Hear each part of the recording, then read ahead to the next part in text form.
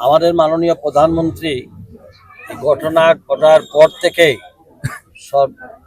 সার্বক্ষণিকভাবে আমাদের মন্ত্রণালয়ের সঙ্গে যোগাযোগ অব্যাহত রয়েছে।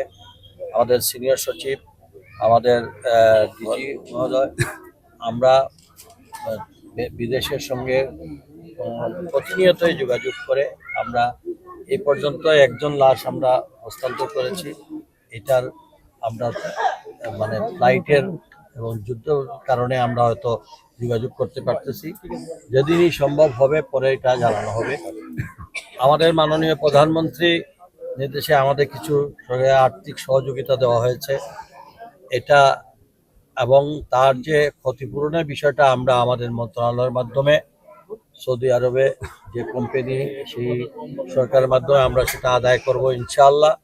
এর পাশাপাশি বর্তমান তারেক রহমান সাহেবের এই সরকার সবসময় প্রবাসীদের পাশে আছে, দেশবাসীর পাশে আছে। আমরা এখন যেটা দিয়েছি সেটা আমাদের পক্ষ থেকে একটা টোকেন। আমরা ভবিষ্যতে আমরা হয়তো এর ভিতরে আমরা আমাদের মন্ত্রণালয় থেকে চিন্তা ভাবনা করব।